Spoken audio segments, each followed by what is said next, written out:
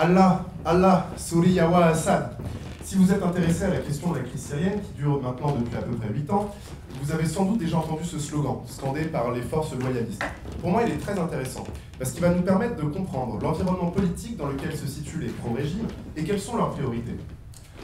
Alors Allah, Allah, Dieu, Dieu, est ici répété 2 fois. Il n'est pas nécessaire de rappeler l'importance de la religion dans la région. Souria, la Syrie, l'État-nation syrien. Enfin, Assad. Ce qui va m'intéresser moi aujourd'hui, ce seront les 2 derniers éléments de ce slogan. Donc d'abord, l'État-nation syrien, et notamment son processus de création, et enfin Assad, qui est au cœur de la vie politique syrienne. Mais comment en est-on arrivé là en Syrie aujourd'hui? Eh bien, le mémoire que je défends est audacieux, parce qu'il va à contre-courant des idées de pensée traditionnelles sur la question. D'abord parce que si vous me dites que les rebelles syriens avaient des volontés nouvelles, inédites, eh bien je vous dirais que non. Je vous dirais d'abord que c'était inévitable, mon mémoire est déterministe, et je vous dirais ensuite que c'est un retour vers le passé. Mais je ne veux pas dire par là que les prétentions des rebelles sont archaïques, non. Ce que je vous dis simplement, c'est que ce n'était pas spontané et que ce n'était pas nouveau.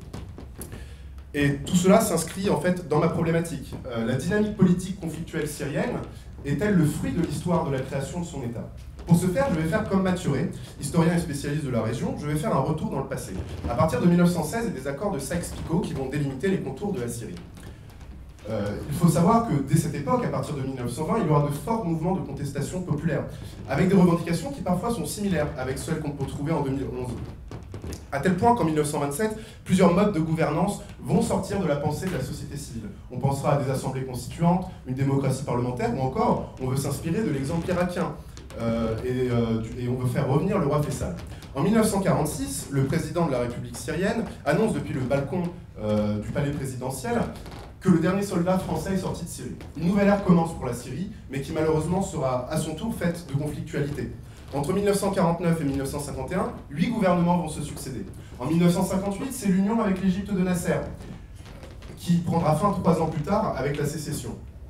Tout ça pour vous dire qu'à cette époque, la Syrie est un véritable laboratoire d'expérimentation de modes de gouvernance, qui sont endogènes, mais qui sont malheureusement étouffés au prix de fortes contestations. Viennent ensuite les années de Bachar al-Assad, à partir de 1970. Là, la société civile sera véritablement écrasée, étouffée, bâillonnée, mais elle n'en restera pas moins politisée. En 1982, on se souvient tous du massacre de Hama, qui fera entre 10 000 et 40 000 morts.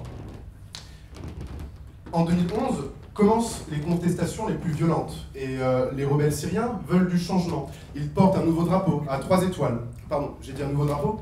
Eh bien pas du tout, parce qu'en 1946, c'est le même que vous pouvez voir le jour de l'indépendance. Donc c'est véritablement un retour en arrière qu'on demande, on veut refonder l'État, on a envie de délimiter les espaces de pouvoir pour faire une meilleure nation. Je vous remercie.